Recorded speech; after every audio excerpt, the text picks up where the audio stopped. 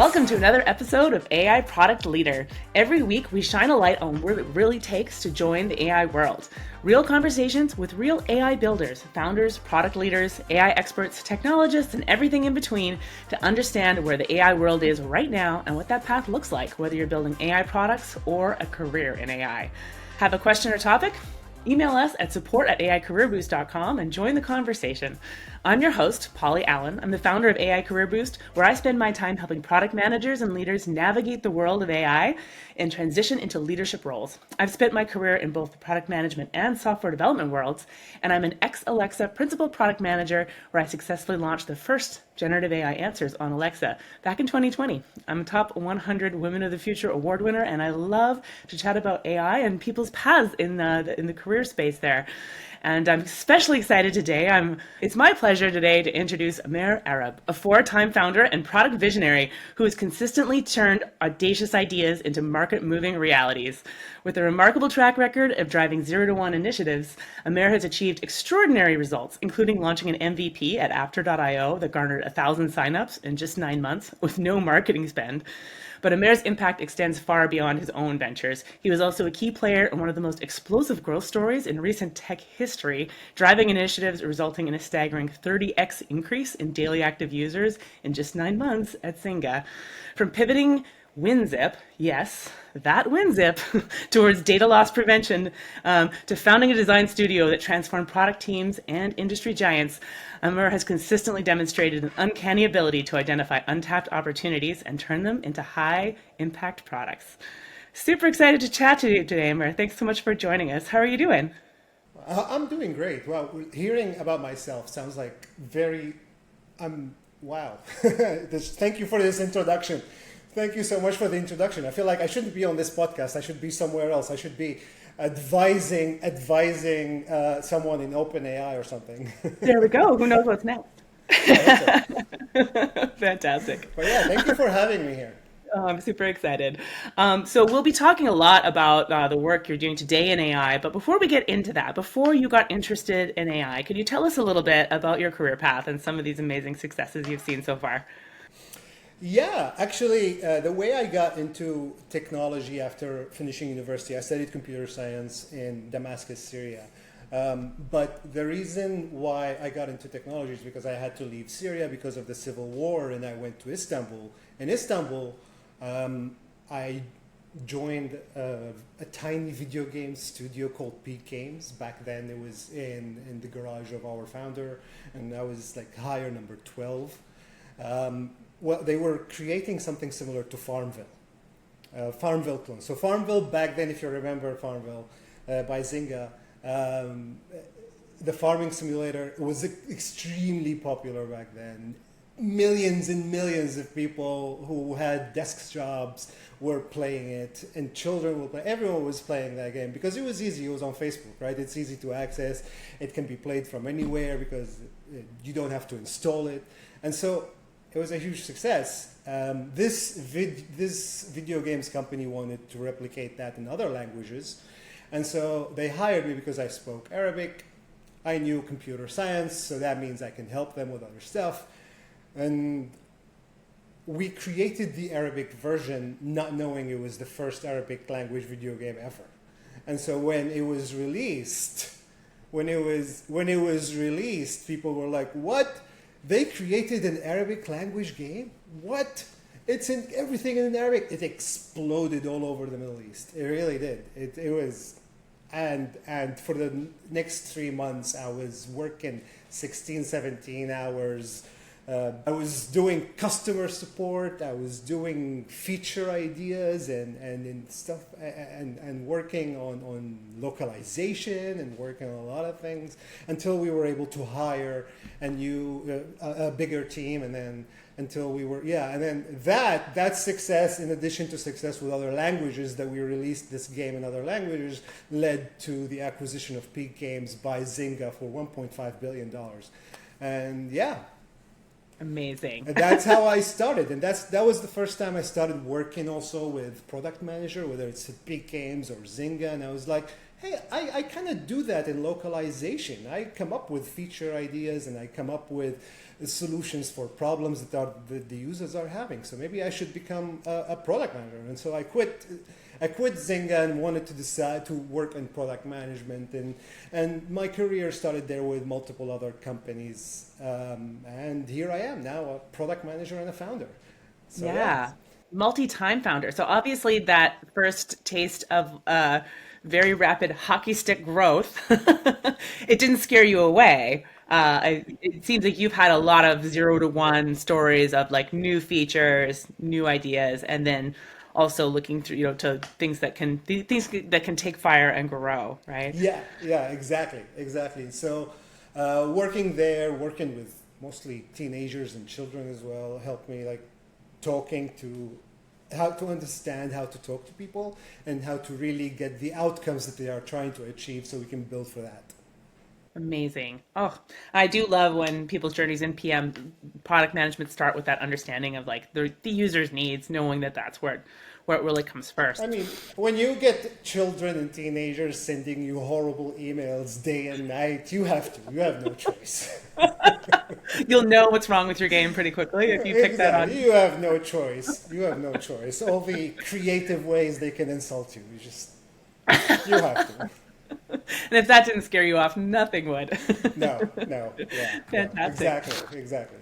Yeah. So now, so you're actually on, you founded a new company. This is so exciting. And it does have AI involved in it, right? I'd love to hear more about it. Yes. So I'm creating an app that helps people move into more sustainable fashion and help them, maintain their clothes, keep their clothes away from throwing them away because of fast fashion and its effect on the environment and what it's causing with the CO2 emissions and the use of water mostly, right? And the average person throws away tons of clothes throughout their lifetime, right? So what I'm trying to do with the AI initiative that I started called Vinti, and for those who are interested, Vinti.app would be, Vinti.app, is enable people to borrow on the platform, to swap, and to shop sustainable fashion.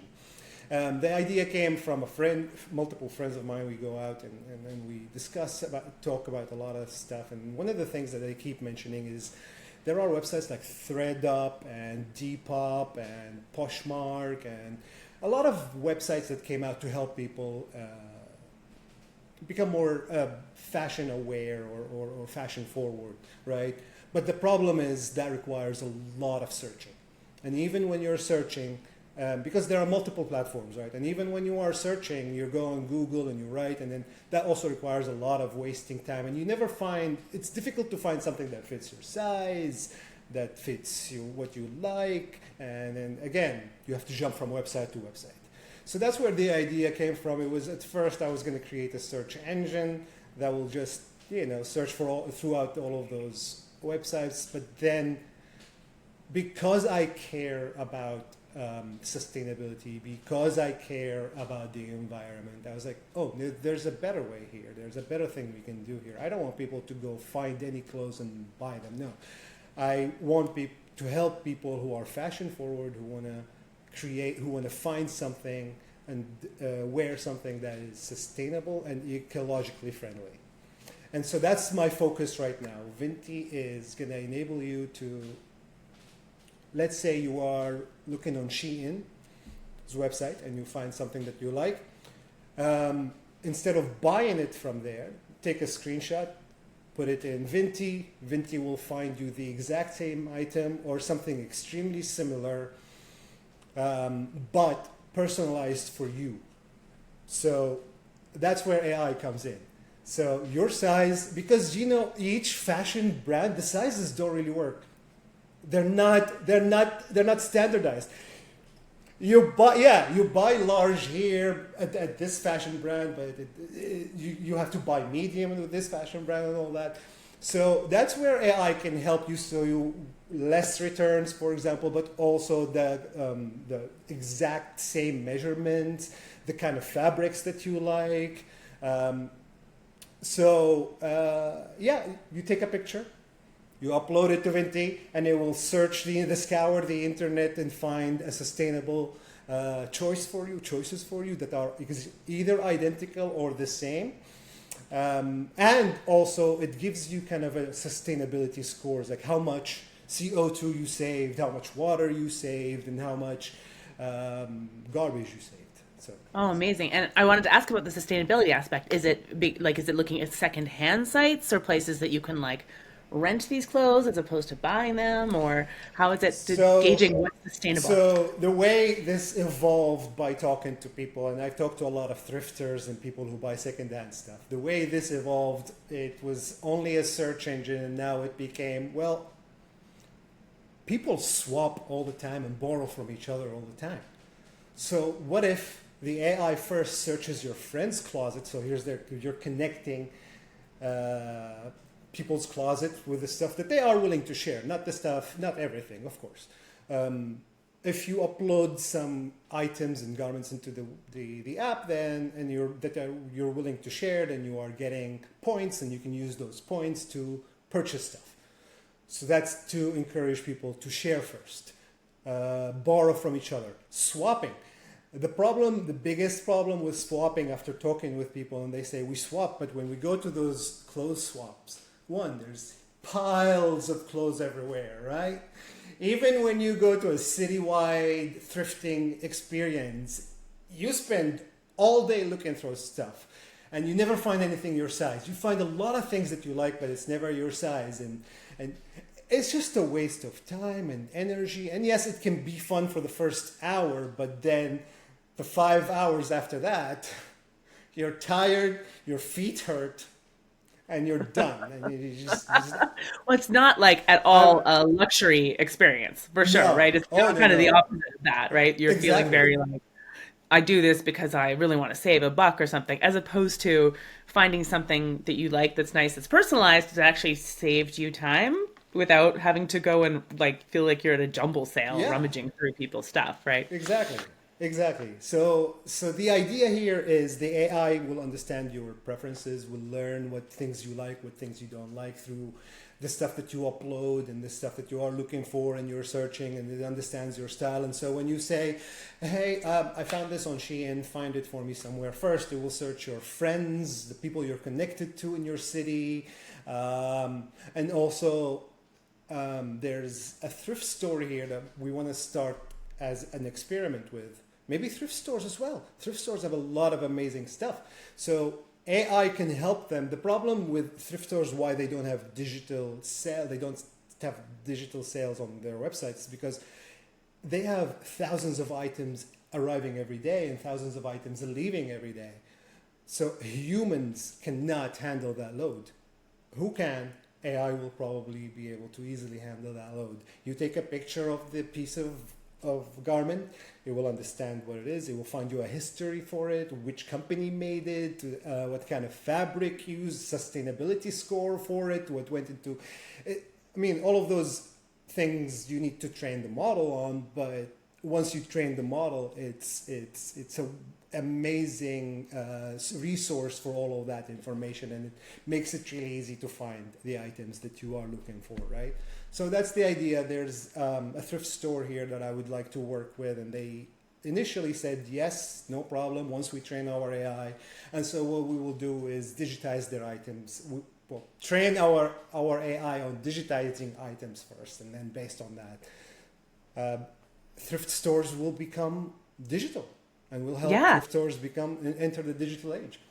Digitizing digital management of inventory seems like a thing that has been so inaccessible to so many businesses because it requires all this like data entry and management Exactly. that I feel like you could actually make it accessible to them. That's incredible. Exactly.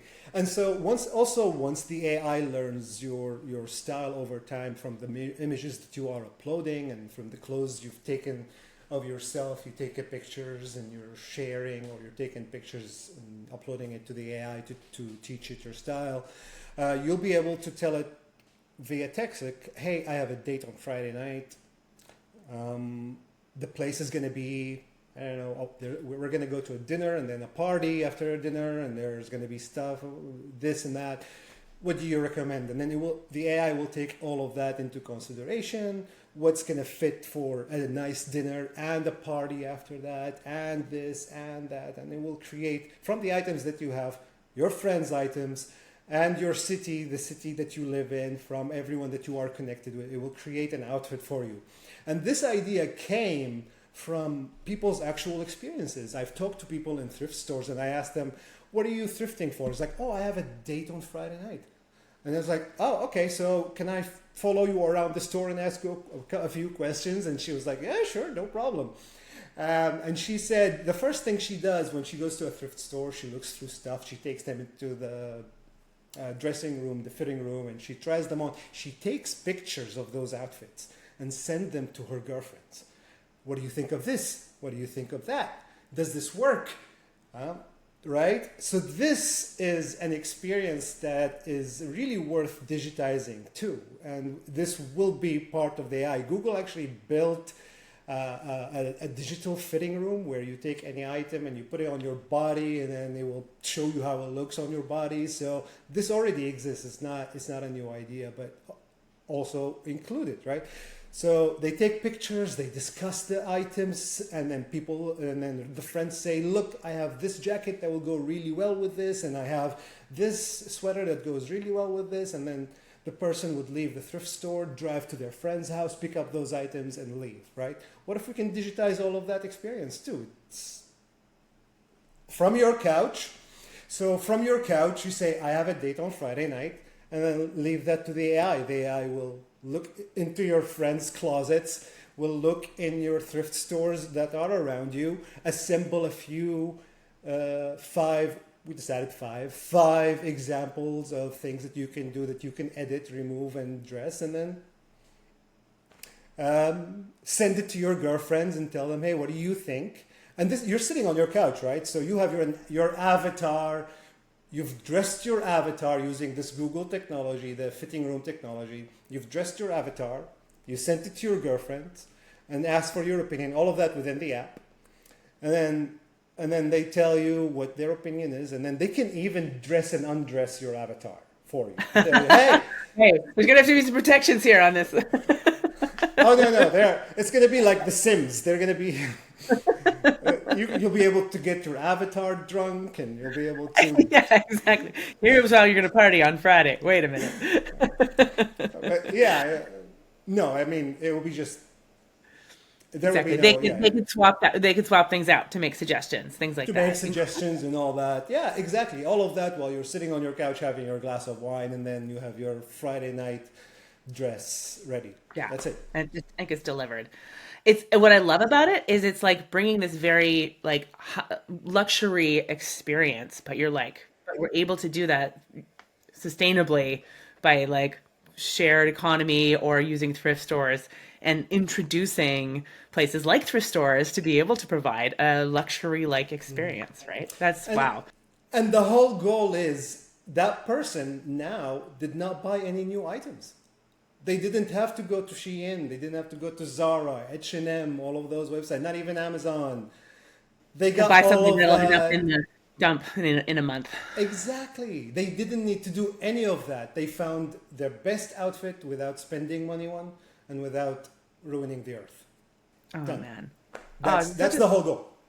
It's so exciting. And I love how the story of talking of how you've done the customer discovery really illustrates how AI product management, it is at its core product management, right? This is the same for any product. You're not going around being like, where do I insert AI? It's really understanding the people and the problem. I think that's so key. But I love the application of AI in these different stages throughout the process. You're obviously really well versed in the possibilities and working with AI to understand the capabilities. How did you get there? How did you approach learning about AI and adding that to your tool set? I mean, I blame Sam Altman when OpenAI exploded on this scene. But although I did dabble a little bit with AI when I was working with BP3, they did automation and robotics. But most of the work that they did was simple chatbots for clients. But I mean, a lot of people are building chatbots for their applications right now, but it just exploded and everyone is doing it. BP3 was doing it before everyone else on a small scale. But I decided that I want to learn more about AI and become an AI product manager after Sam Altman and OpenAI exploded on the scene and everyone was seeing a lot of potential. I saw a lot of potential. I had a lot of ideas. I didn't follow through with those ideas because I was working full time and I didn't have the time. You know, a product manager is always busy. And so that's why now I quit to focus on this. It's like, all right, that's enough. I need to build something with AI. Oh, fantastic. That's awesome. Yeah. And then also, of course, I started researching how do I learn how to become an AI product manager, found your course. I joined your first cohort. You did. You did. You're one of my foundation members, my OGs. Yeah, yeah. And I was really serious. And that was like a couple of months after OpenAI exploded, right? Yeah. It's true. I had very good timing on this. I also left my company to go do something full time at what turned out to be a very opportune time. But Exactly, exactly. Yeah. Well, I didn't quit at that time. I just started learning around that time. But yeah, and I'm really happy that I did. The course was amazing. Learned a lot of stuff. And here I am building something finally fantastic. That's super exciting. and using AI for good. So that's You the most with important it. thing as well. Yeah. Fantastic. It does. I think if it motivates a lot of people to work in AI, but I think especially doing something is actually helping the world helps, people really get all in on, their own initiatives. Although I do have a question for you, which is asked to me by a couple of test users that I'm testing with. So the idea behind Vinti is sustainability, ecologically friendly, saving the earth. The problem with AI, it uses a lot of water. So I was gonna say, how wait a minute. it's like, so how do I convince people that we're still doing good here, right? Yeah, I think this is a really great point because if you are working in climate tech, how do you justify, right? You're swapping out Xi'an for OpenAI credits. Yeah. I do think the research is moving really quickly in making this sustainable. And I think there's no arguing like if this is going to be an underlying powering force of a lot of the technology moving forward, the costs have to be brought down. The companies know that. The big companies also know the ecological impacts have to be brought down. Yeah.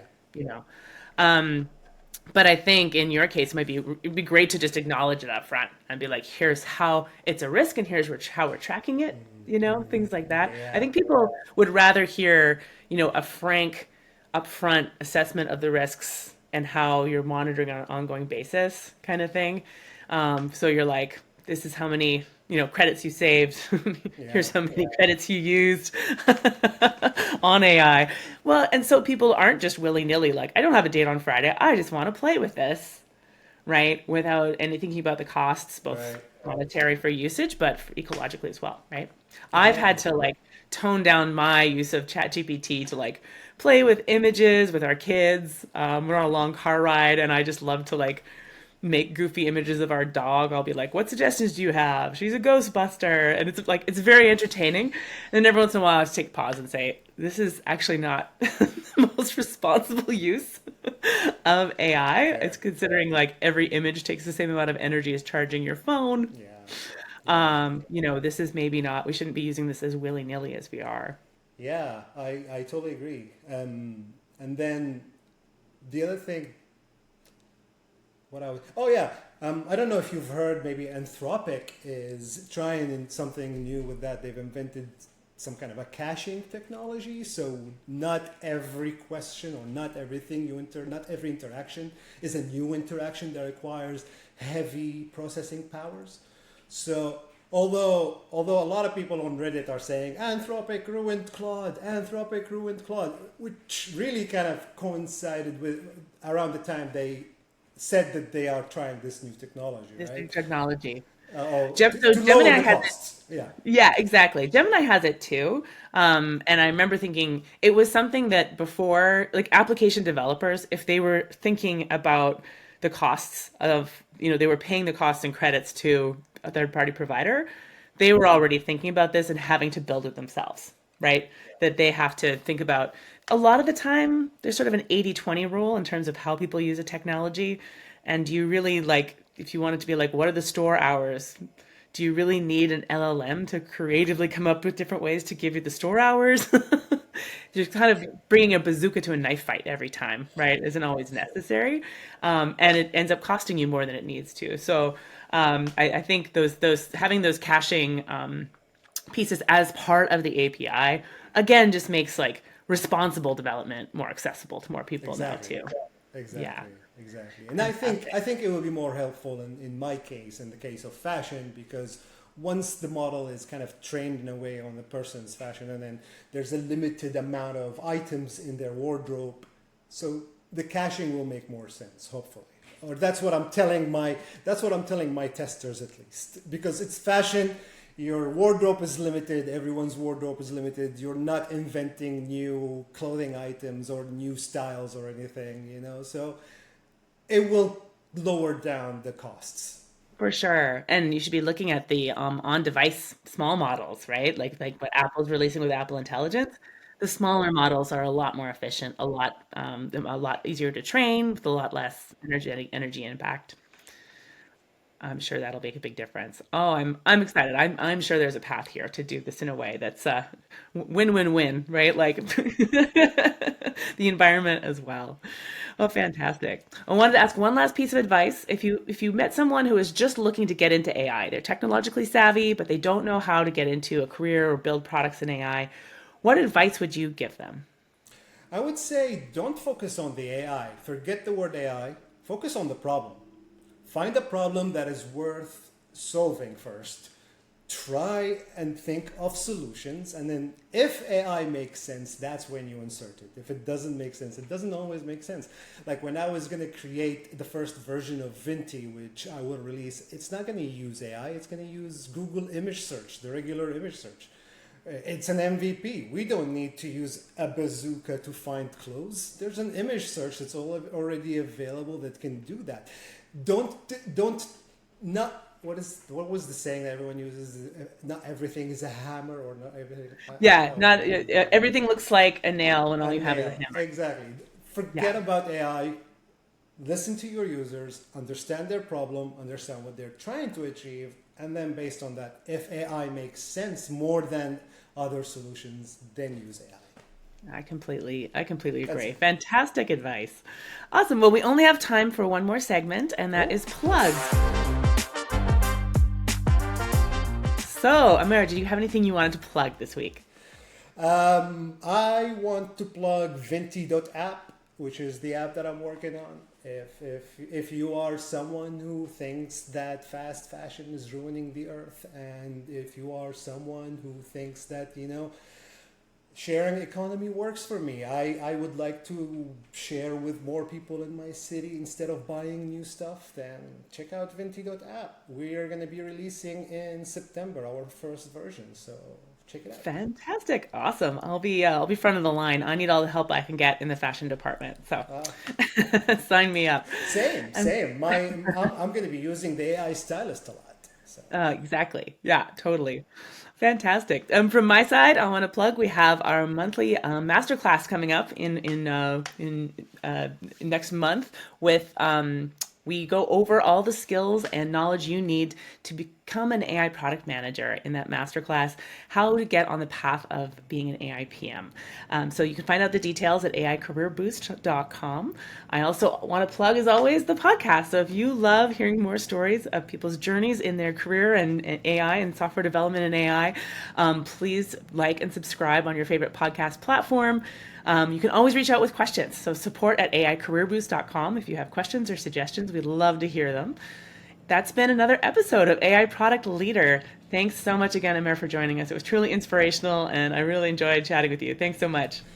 thank you so much for having me. I really appreciate it, and thank you so much for all the knowledge that I have. I seriously wouldn't be leading or founding an AI company if it wasn't for the knowledge that I got from you. So thank you very much. Aw, thank you so much, Amer. That speaks really, I'm touched. Thank you.